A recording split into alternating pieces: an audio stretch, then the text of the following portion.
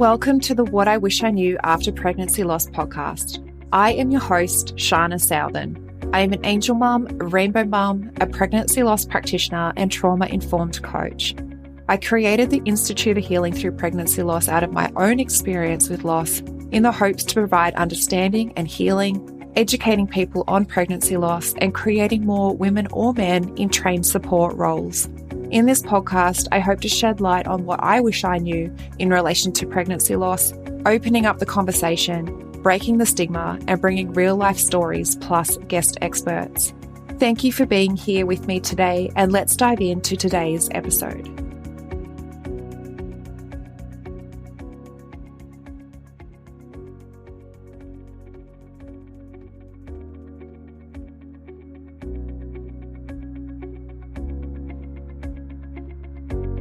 One in 4 pregnancies will result in miscarriage. 1 in 8 women will experience infertility. 1 in 100 women will experience recurrent miscarriage.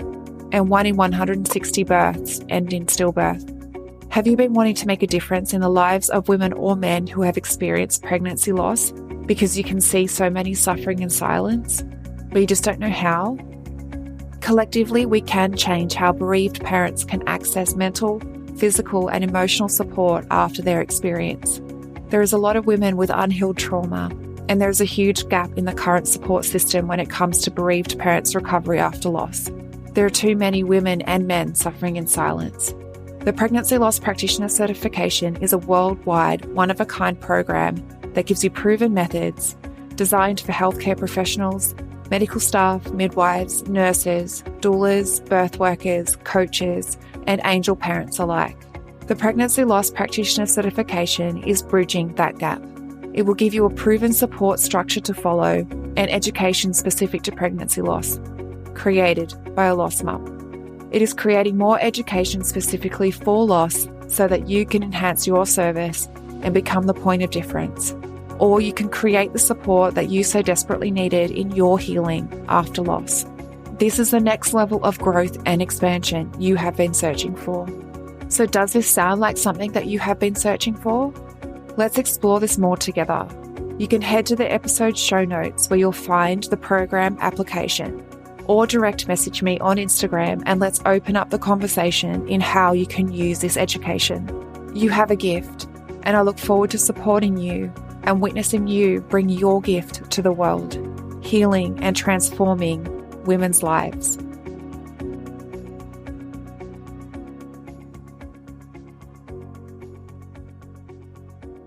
Welcome, beautiful souls, to the What I Wish I Knew After Pregnancy Loss podcast.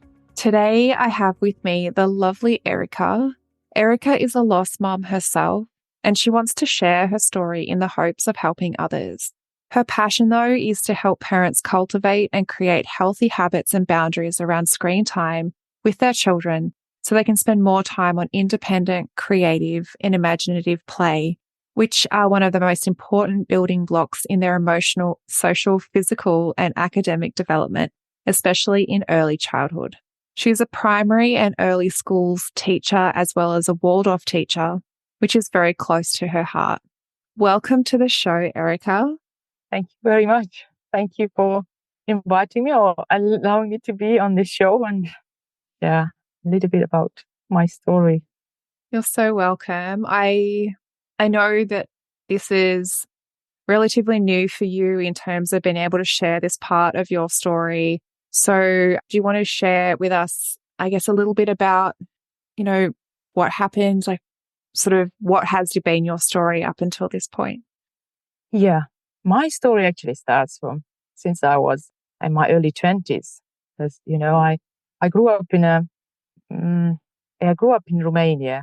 It's a very close-minded community, where religion and culture plays a really big role in people's lives and rule their lives, actually. And I always felt I actually don't belong here. This is too tight for me. I need to get out of here. And since I was a teenager, but I managed, to leave my home when I was 24 the first time. I was au pair in Germany, which I really loved. And that's when I realized how much I really wanted children. But back home, my mom always told me, because I haven't had a boyfriend or partner, and my mom always saying that I will never become a grandmother or this kind of stuff. And then I said, well, I might just adopt a child or go for IVF. And she was really outside of herself. What nonsense am I talking about? But life, as it progressed, and that's a completely different story.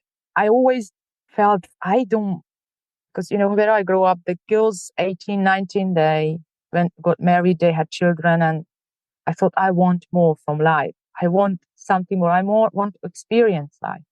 And I want to learn. I want to go through things. And true as God gave me many, many challenges I went through in my life once I left home. Also in my, back home, the family environment was also very tight. We lived also in an extended family with my aunt and who was single, and my grandmother. And they really played a very big part in our life in a controlling sense. And I just wanted to be free. I just don't wanted to share anything with anyone. This is something I suffer still from this day. I share very little about myself. I'm very secretive. That's why my husband tells me, and I sort of have a wall around me, which I'm working on how to unbuild that wall. But sometimes I manage better than other time. But there you are. So when I met my husband through work, I came to England as a volunteer, worked with special needs adults, loved it. It was really wonderful. I met my husband there. We moved in together, and then we decided to have a family. But then it just didn't happen. So we went through a different procedure before IVF. It's an IUI, but that didn't work. So we went through twice, and before the third time, I had a test which showed that either I don't have fallopian tubes, or they are so damaged that it would not be able, the IUI would not be a possibility for us to happen. So, and I know when I was sitting there in that chair, I don't know how you call that chair, I had 4 doctors plus a young practicing doctor there, and I thought, oh my goodness, am I sitting in a theater? What is this? But then when you go through so many different tests and type of checking on you this and that, at one point you just somehow, in a sense, you give up your dignity. I know what I want, and if it takes it, then I take it. So, but somehow I didn't feel the shock, in a sense, because it was somehow a confirmation. Yeah, right. This is what you were talking about since you were in your early 20s. So, hey, there you are. Here it is. But it's your only way to have IVF treatment. So we went for that, and we were blessed that the first IVF worked. So I got pregnant with my daughter, and I had placenta previa. So I was told that I won't be able to give birth naturally because it was covering the channel, that the baby wouldn't be able to come out. And I remember there was one time, and I went to my midwife, and I was surprised she wasn't there. She was on holiday. So there was another midwife, and she said, oh, I can see you have placenta previa. Yeah. And then she described me the worst scenario you can imagine with placenta previa. And she even said, you might walk out this door and then you start bleeding. And I was sitting there and I thought, she's not talking to me. What the crap she's talking about? And I felt she had absolutely no sympathy, nothing. I felt like, so I somehow put it at the back of my head. She wasn't talking about me. She was just describing something somewhere about someone or somewhere in the book that is described, but it's not me. So I went home, and I went when I was 20 months pregnant. 20 weeks. Sorry, 20 weeks pregnant. That didn't happen until I was 8 months pregnant. But then it happened almost how she described it. So that was scary.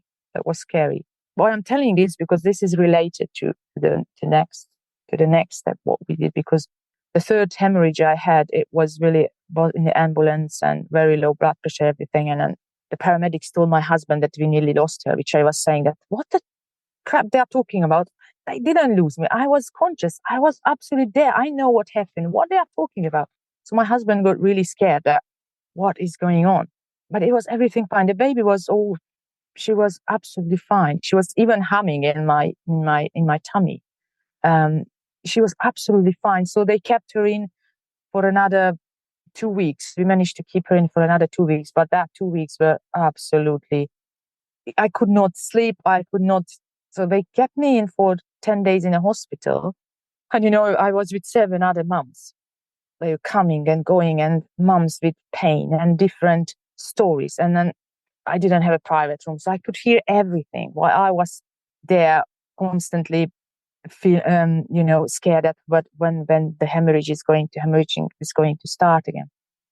And one day I remember so clearly, I was standing by the window, pushing, my hands in my ears, pushing in, and I'm walking up and down. And the doctor came to the morning checks and said, what are you doing? What's wrong with you? I said, no, I'm fine. I just was taking on, because there was a lady next to me and she was suffering. And then somebody came and, they made a test on her. And then it felt to me that they were just so not considerate with her. And then she was even yelling that she was in pain. And I said, I can't take this anymore. I can't, I mean, all through the night, that was going on. So he said, you know what? I said, I'm sending you home before you lose your mental capacity. And then you come back. We had the surgery booked for 4th of December.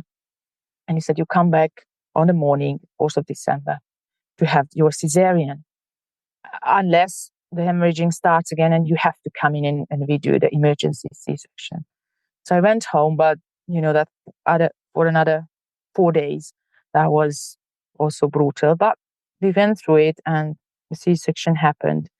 At the first, I remember before I went into the operation, the question my husband asked the anesthetist, the doctor, and he was asking, my husband has a very analytical thinking.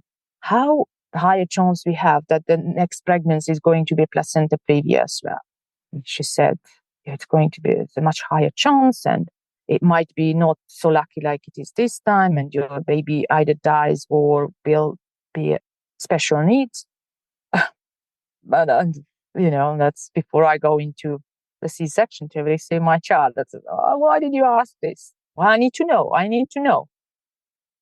Okay. And I know that one, how it feels. And every one of you have children, know how it feels when you receive your child. And no matter if it's natural birth or C-section, it's just undescribable what it feels. It was just full of joy. But already in that moment, I felt I want to have more children, and that lived with me all the time. And in a sense, I also going and went through like spiritual journey, that because I grew up as Catholic, and I have a relationship with God, but not in the sense how the Roman Catholics will describe it. That doesn't sit with me anymore. That's not who I am.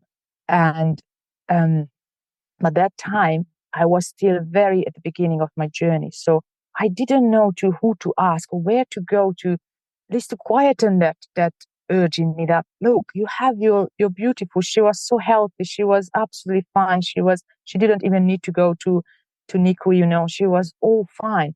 Enjoy this beautiful bundle. Not think about that you want more. Just enjoy the moment, what you have now. So, and I know if there was someone I could, to ask for help or just someone to support me in this, I would have been so much more able to be present for my daughter. Nevertheless, I did everything I could, and we decided I'm going to stay at home with her at least until she's 3 years old. So I was fully with her. And I must say, I had a little bit of war to put up with my husband to convince him that to try for other pregnancies, because I had frozen embryos, and we were lucky to go to the clinic which performed the first IVF in the world. It's in Cambridge, the successful IVF, and also very, very blessed that here the UK NHS would fund our journey, our procedure, because I physically wasn't able to fall pregnant. And they have that support here. Although just for one child, they won't support the second one. But we went through, my husband, and yes, he said, okay. But then I had another word to put up with my gynecologist at the clinic, because I had to hear a story which I thought it's not about me. She sent us a letter, sent me a letter about how she doesn't advise me to go through another pregnancy. And she was even talking about cardiac arrest. I mean, I was thinking, what? I said to my husband, she's not talking about me. This is not my story. What is she saying here? And so I had to convince the doctor that she made some mistake. I didn't tell you this story. This is not my story. You can't. And she said, okay, yeah, if that's what you want, yeah, go, we do it. So we went to the first, then the other trial. We lived that time in Germany, so we had to come back to England to do the tests and the procedure. I was pregnant when I was 11 weeks. I felt something is not right, so went to the doctor. My doctor was also on holiday, but went to a clinic, a wonderful clinic. He did all the tests, the doctor, and he said, I can't see anything wrong. So far, everything is fine. We heard their heartbeats and, the bloodstream, and everything was all going well. But deep in my heart, I felt that this is not what is happening. I was scared. I kept praying. I kept hope that it's fine. It's going to be fine. But the next day, things got worse. So my husband was at work. I phoned him. Look, I need to. Then I was frantically trying to find a doctor because mine was on holiday.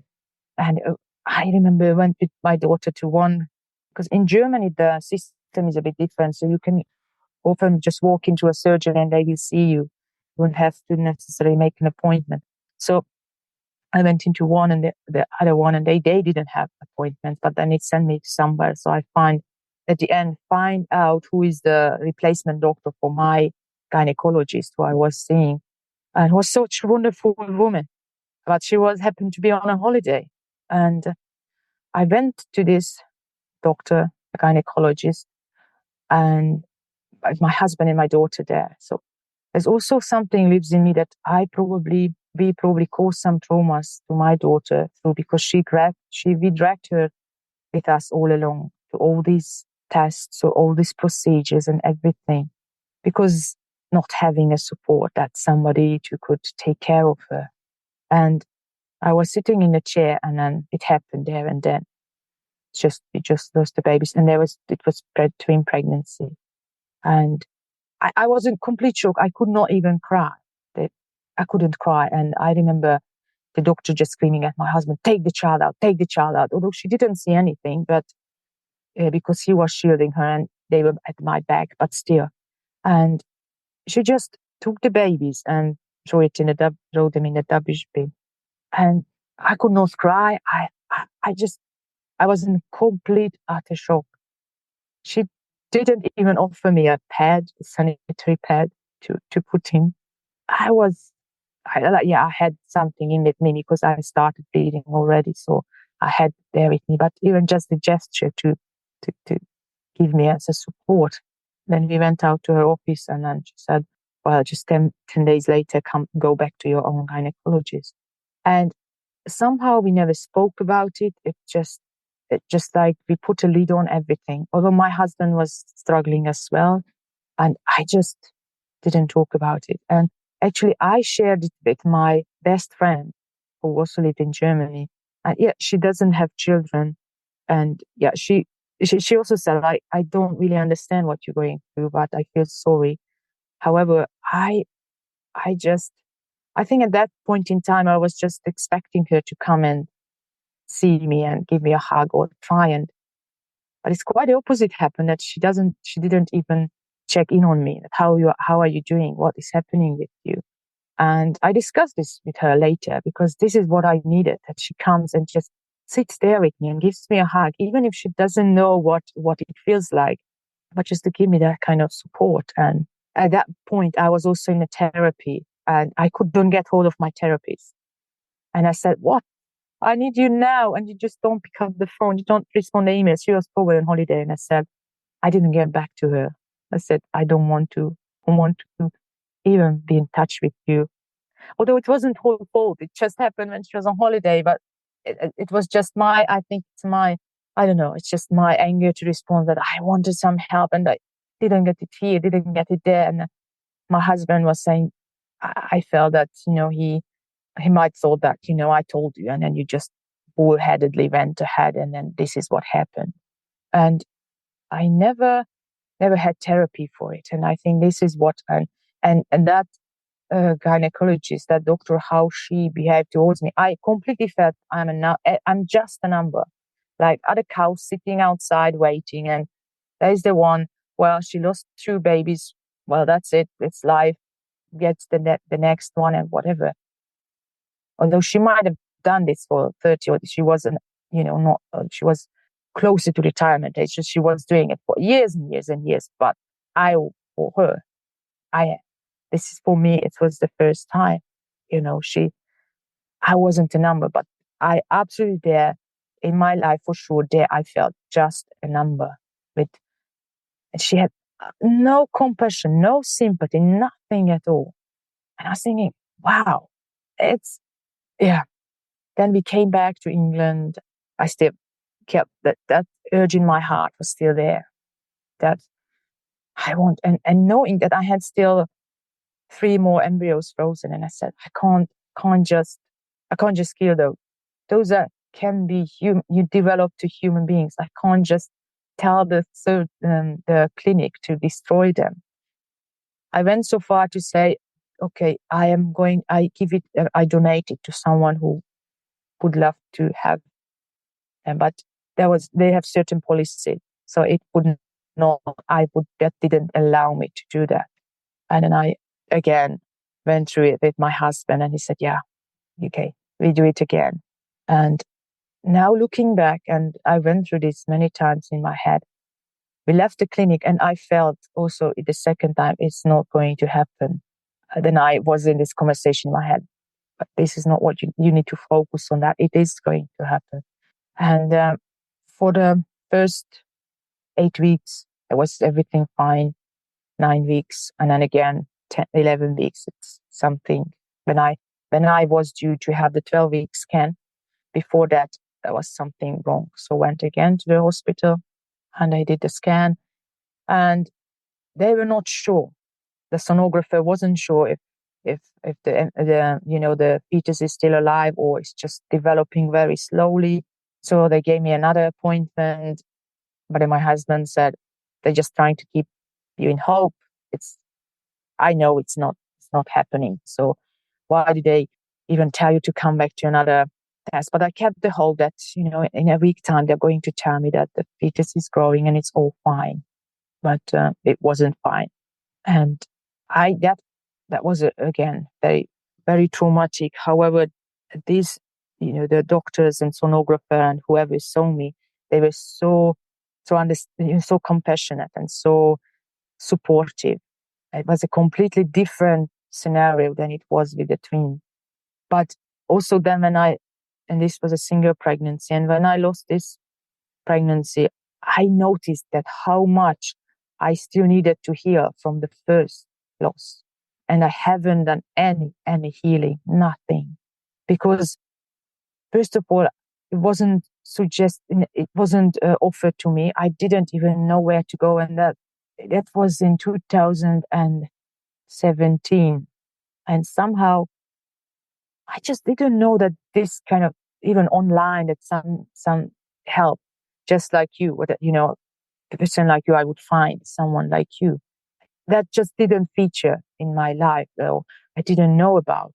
And it was also so painful, and I buried it so deep that I also felt I also didn't want to go and see anyone to talk about it, because it was just so very painful. Because when you feel that the whole world is just completely shattered, it's just, you feel that is.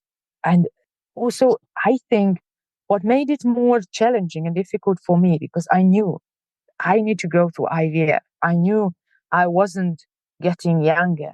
I knew we didn't have the financial support to go to another whole cycle, which costs you about £12,000, so if the frozen embryos are used, that's it. It's for me. And that was constantly in the back of my head. It wasn't that, well, it might happen naturally. I don't know. It's, that, and so that was also made it more challenging for me and more, but what shall I do? What do I do? The last two embryos, they were frozen together, that they will stay alive and then they develop to full pregnancy.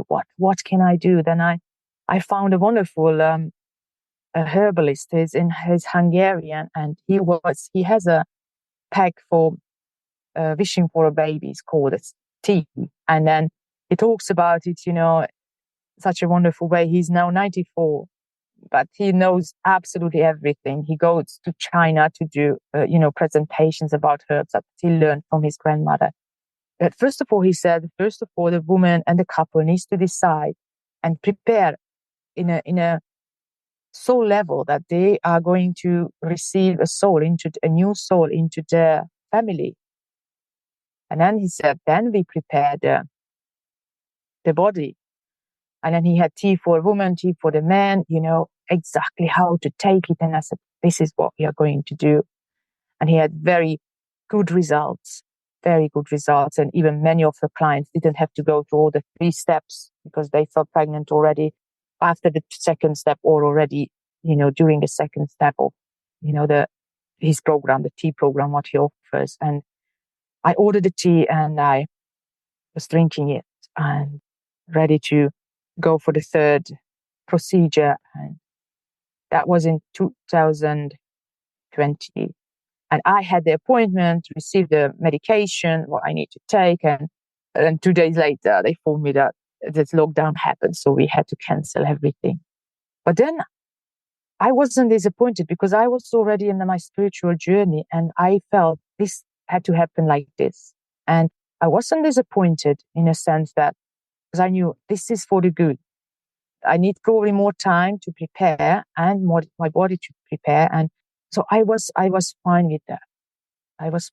However, I was concerned, when is it going to happen? When is it going to happen again? And how, that's human brain. I kept drinking the tea. I kept exercising, made sure that I have my five a day. And I was so consistent. These little steps I promised myself that I'm going to do, to prepare myself to do everything in my human power, what I can do to be ready and for this pregnancy to happen and to take it to full term, and yet drinking the tea. But also there's a very, very interesting thing, which I really want to share that as well. What happened that I had a friend who was not sure she wants a child or not. And she felt pregnant and they also lost a baby. And I carried that loss just like it was mine. She filled me in with everything, what is going on. And for me, I experienced a third loss. It was just so, I don't know, I was just so attached to this pregnancy because in a very strange way, I don't know. It's just, and she, I just said that she filled me in everything, but on the other hand, she left me out of it. I don't know if that makes sense. She always filled me in what the bad things were happening, but before what was happening, she never told me about, or never tried to talk to me about pregnancy. And I felt, why is she shutting me out? Maybe this would be helpful for me to heal, that I can support her in her pregnancy.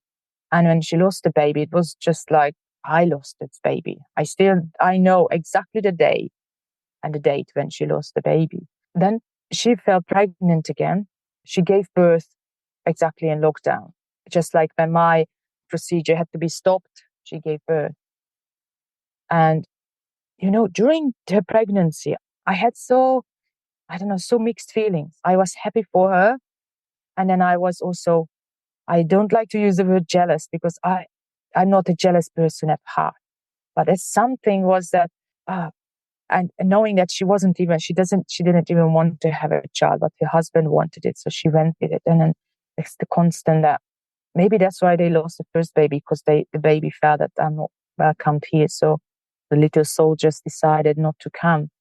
So I had this mixed feelings, and I wanted to put that right. And I remember sitting on the bedside and asking God, just give me a sign. What can I do?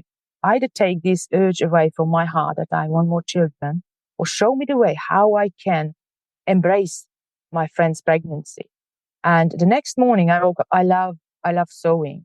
And although since the boys are here, I don't do much of it. But when I woke up, I had that clear image and message in my head. You need to start and prepare things for this little boy's arrival. You have 3 weeks until he is here. Every day you can do something for him with love. And love is the answer. You start loving this baby as your own, and it will. And that absolutely took me out of that very mixed and ugly feeling for me, because it was such a foreign thing for me and I didn't want to feel that. So every day I had a little project. So I made myself, okay, this project needs to be that I finish it in one day, because I want to prepare a big box. When the boy arrives, I get there in the big box and this is for you. And every day there was a little, I don't know, a bib or a changing mat or a little toy. Every day it was something that I could finish in one day.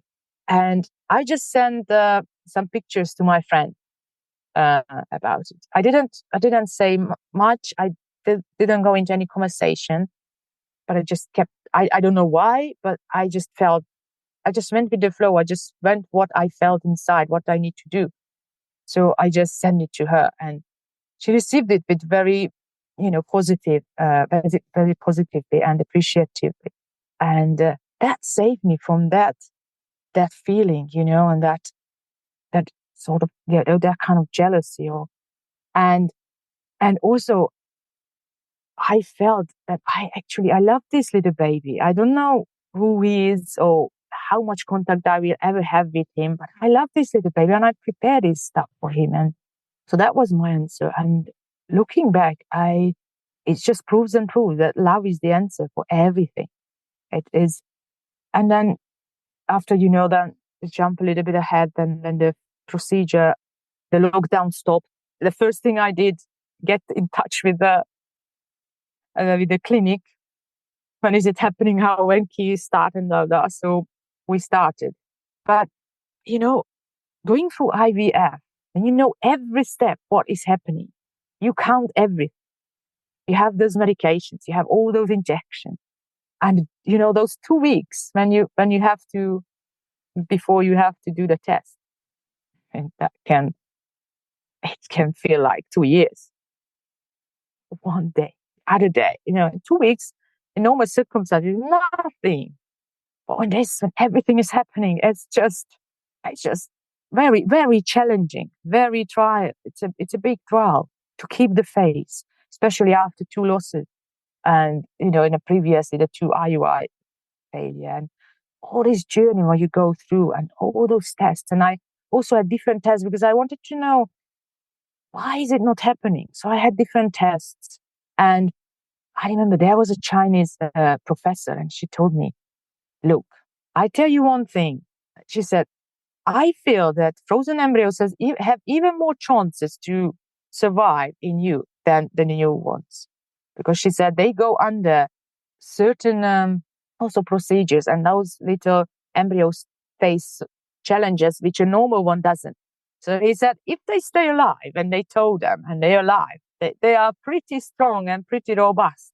So that also gave me a hope. She was and so nothing is wrong inside you. So go for it, she said. Go for it. So, but that also gave my husband sort of more encouragement, because he's also very, as I said before, analytical. He needs to know what happens, and then it gave him more encouragement. Okay, let's do the third trial. So I had the positive result. But the only thing with the lockdown at the beginning, my husband could not support me. I was the only one who could go in. What all his stuff it was back on those days. And I went through it alone. He went through it alone in the car with my daughter, and I went through it alone. And however, he said, when it comes to the birth, no matter what happens, I need to be there. And with the pregnancy also, I want to also to encourage everyone who's listening and is going through similar things, even if it's IVF or not, to because I can understand and feel that, like you feel pregnant after your loss. And then that constant there, what if this is again a loss? What if it's not happening? What if? And you have constantly there, our brain is geared to the negative thinking. And it takes so much time and effort and constant work to keep the positive thinking and keep to look at the things in a positive light. It is a work. It is a work, an everyday work. And this is what saved me. And I believe this is what allowed my babies to grow in me, because I was day by day working on myself spiritually and doing meditation, talking to the babies, and visualizing when they arrive, visualizing having them in my arm, receiving them, bringing them home. And I kept doing this. I'm not saying that I didn't have my dark moments. I did. And, when they started moving every morning, I start poking them. Are you okay? Are you there? You are not responding. What are you doing? Are you sleeping? And that fear. And this pregnancy was very, very long, I must say. With my daughter, I didn't have any doubts. It's just, I knew I'm pregnant and I'm going to take a whole full term and she's going to be born. Well, it didn't happen exactly that way, but up to 8 months, 7 months and 3 weeks, I had no problem. But with the boys, every day was a constant, awareness that, and work that to keep my hope, to keep my trust, to keep my faith that this is going to happen. And I said, if God allowed me to this pregnancy to go above 12 weeks, it's going to happen. I just need to keep the faith and do also out of my human power whatever I can to support these babies growing in me. And so I would suggest to anyone who is listening to work on this level, that you speak to your baby, you find the time when you spend just with the babies, speaking to them. Do meditation. I did affirmation meditation, especially also, and I did it every day, but when I felt wobbly during the day, I quickly done one, and it helped me to settle a little bit more. And because I believe that those souls really choose to come to us.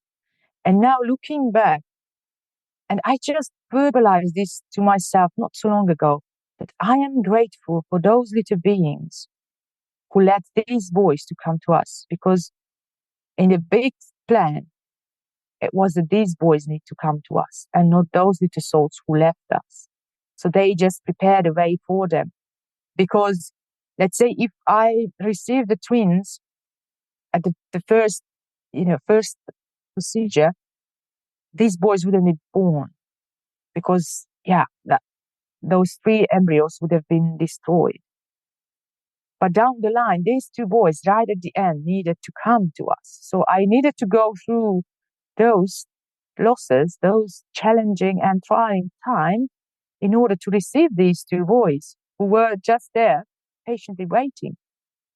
And, when I was the last chance of procedure, and I said, this is my last chance. And if it needs to happen, it's going to happen. But I wouldn't have been able to say, no, I had 2 trials and those 2 embryos can be destroyed. That would not sit with me, because I would feel that I didn't give them the chance, that it's out of my power to come to us. So I kept doing, and then the boys were absolutely fine. We went to 36 weeks and they were, I had the cesarean and everything was fine. Although this time I went to labor. I lost the water broke, and oh no, I was a bit scared, because it had said that I prepared for cesarean, and one of the boys were breached, the first one who was coming down, and I didn't have a vagina birth before, so my body didn't know that exercise. But we rushed to the hospital, and I remember one of the midwife even wanted to do a test on me. There are some tests which I really hate. I really hate. There are some procedures, and I said, no, I don't need a test. Look, you can see. Here is my evidence. You can say that the water. You don't need to do any test on me. You just send me to the next department. But it was an emergency in a sense, but it went really slow, really in a sense of very natural. And it was, and in about, we went to the hospital at 9 and the boys were born at 2. So it went quite, realistically, it went quite quick. It was all fine, they were all well. And I just lost a lot of blood and I was just out of it. But I needed some infusion because I had basically no blood pressure. But it was so, it's so wonderful just to receive those two little beings. And what I also forgot to tell you that and share with you that, after the first or the second loss, I read a book. It's called Grieving the Child I Never Had. Forgot about the name. And I even got in touch with that lady and she wrote back to me and she was so supportive. And I kept sending emails to her what is happening in my journey. And it's just amazing. They said somewhere out there in America, there is a woman who knows about me. And we probably will never see each other or maybe never even talk to each other again. But she was there for me. And that kept hope. And she went through very similar experiences. And then she had 3 children. So she was so amazing, so supportive. And then I was so thrilled when I wrote to her that the boys arrived. And so I'm suggesting to anyone and that to find that a thread, to find that silver line where you can hold on to that, to someone. It doesn't matter wherever, how far it is, and you don't know her. Maybe that's even better because those people can be so objective and truly support you and truly be encouraging you what is happening with you because they are, that it's, and especially those who went through similar situations, because I think also the key is that we can't expect someone who has no experience in this, part of life to understand what you are going through as a mom, as a woman, as a, with all what is a pregnancy loss. And so you find that person who can support you and hold your hand and be there with you and in your joy, in your pain. And again, that's, I believe, the visualization and the trust and the faith. It's so, so important.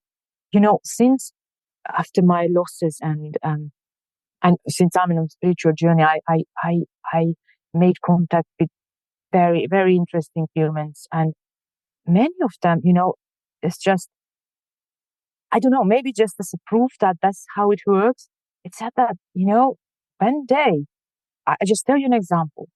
When I came as a volunteer in England and we had English lessons and the English teacher was pregnant and she kept saying, oh, this bloody baby, she's just making me so, this bloody baby.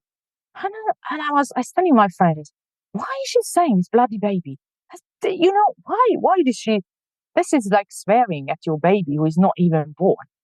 And this baby was stillborn. She was devastated. But then for me, I was so angry how she spoke about that baby. Although she was making it so, look funny. But that wasn't funny how she was responding to this baby in her tummy. And the baby was stillborn. The next pregnancy was a completely different matter.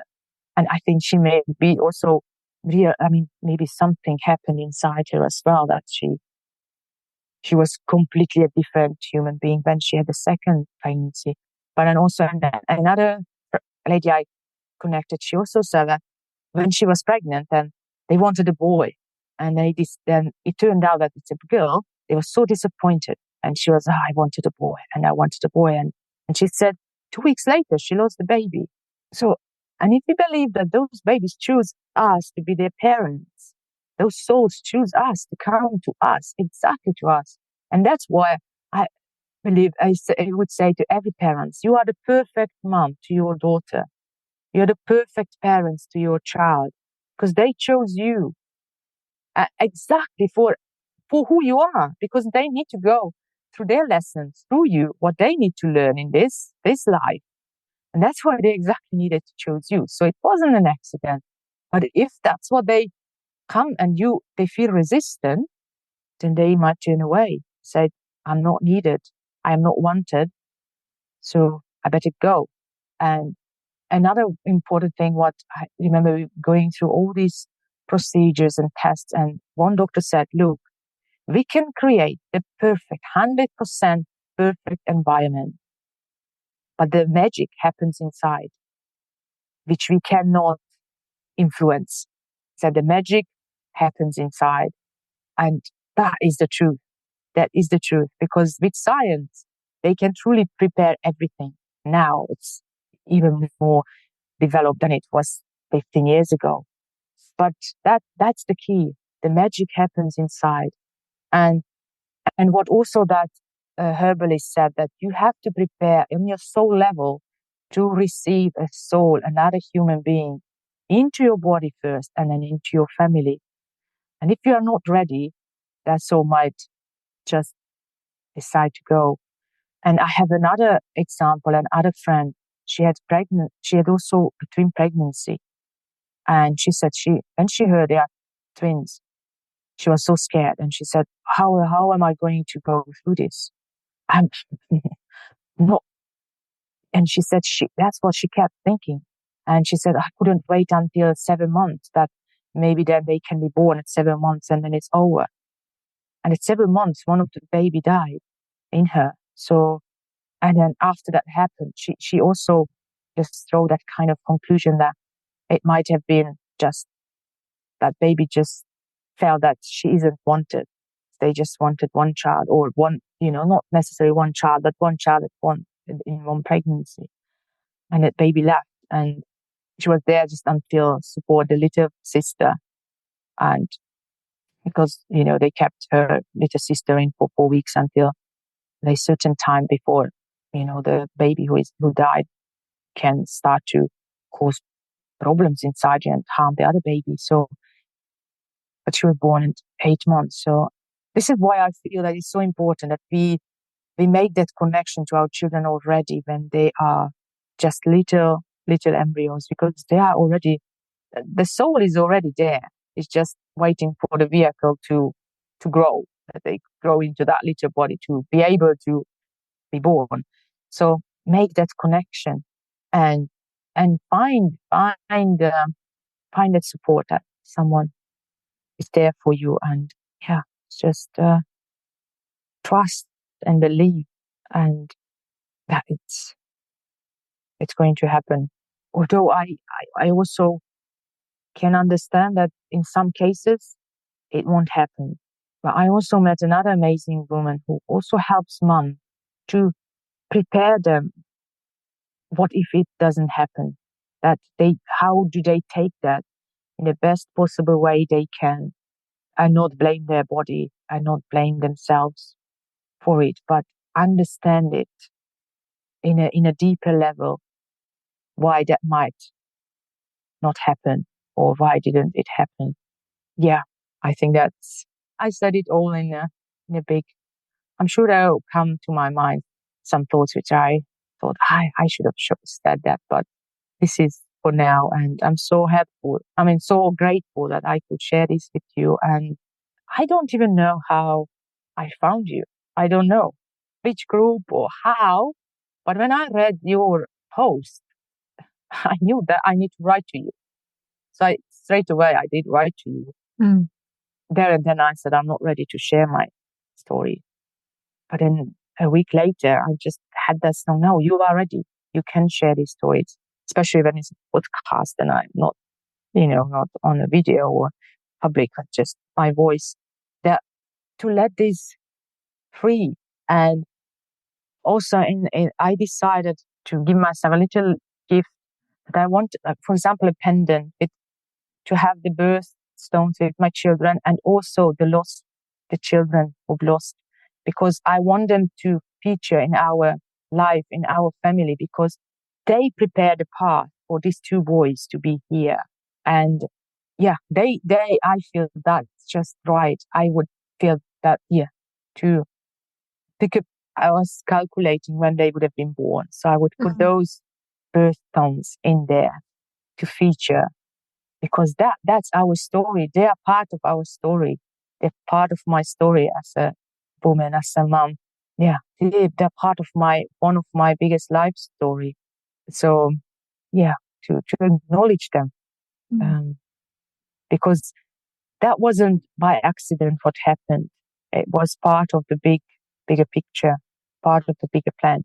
And now sharing this, I feel it's going to set me free, because, I still feel that I have a little bit of triggers when I see somebody's pregnant, because it comes everything in me that, or even when I get my period, it just brings back to me that that's how our brain works, to connect with those negative experiences.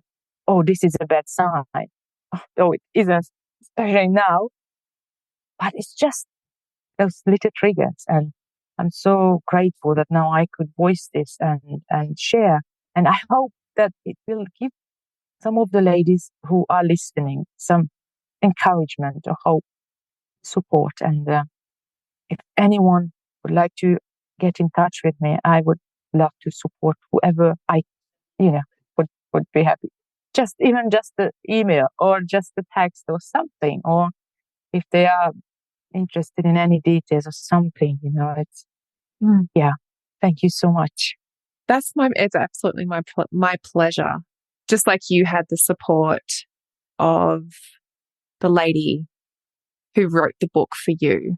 Yes. You had someone to reach out to that could understand, that didn't necessarily need to be there for you in person. It was just that understanding ear.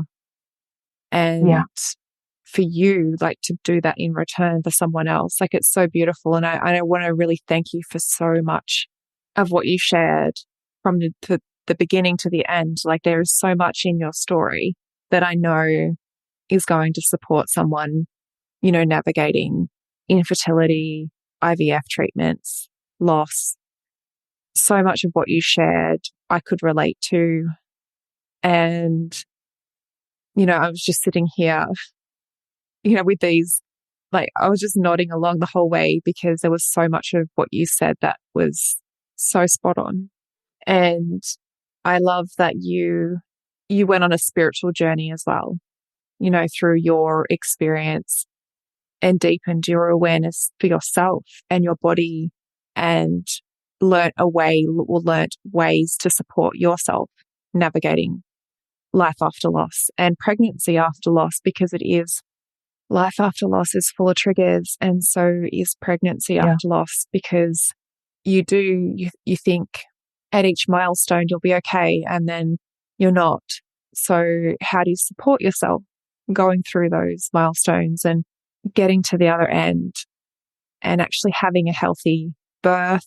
And, it's not an easy path, and there are people out there that can support you or can listen to that part of your journey. And, thank you for sharing all of that. And thank you for offering to be that listening ear as well for others. It's my pleasure. Thank you. I will also I'll link into the show notes where they can find you. But do you just want to tell them what your social media might be so they could find you? I use my own Facebook profile for my business and to make connection with people. And I also have a private Facebook group, which is called Parenting with Presence. And I just started slowly a month ago to be on Instagram. And my Instagram handle is at Simon Augustin, which, when I set my Instagram up, I didn't really know how it works. So if I knew, I probably would have put another handle in, because it doesn't even, like, Simon Augustin sounds like a man, and then it comes a woman picture. But I don't know why it left my name out, but it's fine. I just thought, okay, I just leave it like that. I don't, it's it as it is. And I believe that what matters is what the content I share and what connection I make with people.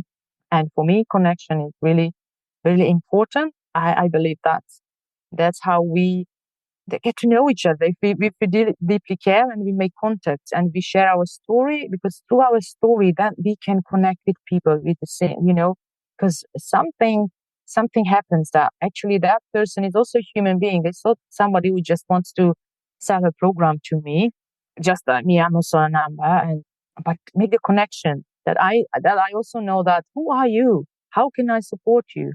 What is it that you need from me in order to that you reach your goal, that you reach what you aiming for? And it's about you, not about me, because I want to support you. And so I need to know what are your needs. How can I support you? It's not thinking in my head that she needs to do this or that, although she might have that all sorted, but she needs something else. So it's about the other person. When you are in business that you support, so I support parents. It's my business is nothing to do with the loss, because to be honest, when I started, I was thinking about it, but I was not ready. When I thought about it, I just felt in my stomach the cringe and the tension, not expansion. So I said, this is not the right thing for you, but what is it? So, and I feel very passionate about children and how we parent and how we bring in the joy of play, and that how we teach them the magic of play, because that's what I see. The children play less and less and less, and that's what they need to do more and more and more, especially the first 7 years. So, and sometimes, that I believe if we know better, we do better. And it's the same with children. If they know better, they will do better. And I don't believe there is naughty children. There are unmet needs. But sometimes we just can't figure out what are those needs and how to respond to them. So, and we feel triggered and we react to those triggers, which is actually nothing to do with our child behavior, but our own trigger inside. Yeah. And, when I go into different groups and the people ask questions, I always feel there isn't an answer. There's so much, especially also with parenting and raising children, and so much you need to know how you support a person. So many details you need to know in order to give the right support. I can't just blur out something out of the blue, because every child is different. Every family dynamic is different. So if you know the details and that's how you can, when you connect with people, that's when you can find out those details. That's how you can find out the little nuggets that gives you the right way of how to support that mom, how to support that family home. Yeah. So this is how I started it. So parenting with presence, because it's also in our day and age, it's hard, really can be challenging to be present with our children, but it is possible. Yeah, and such a beautiful thing too, because I know a lot of women, especially after loss, if they do have successful pregnancies after loss, they want to be present and they want to know how. And they don't want to miss all of the stuff that happens in their child and the growth and development. So, it is a beautiful place to be positioned as well, because I know, even for myself, it's something that I'm always striving to do. I'm always striving to find that next thing that I can support my child with. Yeah. So thank you so much. So wonderful. Thank you. Thank you so much, Sharna. Thank you. And wish everyone the best, whoever is listening to today. And no, I thank you again so much for sharing everything that you have. Just one more question before we leave.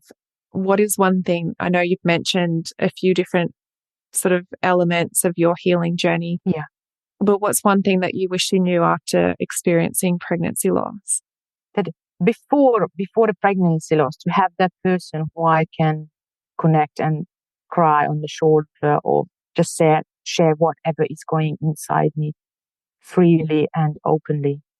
That someone who is there, just a sounding board, even if they cannot help me, but just to know that there's someone who I can share whatever is going inside of me, just being in supportive, understanding, compassionate, I think that was to have it already, that not to go through another difficulty until you find that actually this would have been so helpful for me if there was somebody who I could have really shared what was going on. Yeah. It's an important awareness to have, with your circle of friends. Who is that person that is there for you no matter what? That's not only there for you in the good times, but can be there for you in the bad times as well. Yeah. Thank you so much, Erika, for being a part of the What I Wish I Knew After Pregnancy Loss podcast. Thank you very much. Thank you. I'm grateful for being here, be able to be here and sharing my story. That's, I think, the first time I actually shared like this. So thank you. I am very grateful that, if this is the first time that you've shared in such depth, that you are able to open up and share with the women and myself on the podcast. So thank you so much. It takes a lot to go there again and to be able to, relive those moments. Yeah. Thank you. Thank you to all that have listened in. If this episode was valuable to you, I invite you to leave a review on Apple Podcasts, and I look forward to supporting you on the next episode. Thank you for listening in with me today. I hope you found this episode helpful. If you did, I would absolutely love to hear from you. Take a screenshot of this episode, share it to social media, and tag me at instituteofhealing_PL. I love seeing what is resonating with you right now. If you want to chat further, I invite you to connect with me through Instagram. Head over and follow my Instagram account, send me a DM, and let's open the communication. If you want to know more about how you can be the support for others, head to the show notes and fill out the application form for the Pregnancy Loss Practitioner certification. I want to also note here that what I share within the episodes is not medical advice. If you need further support, please consult your doctor.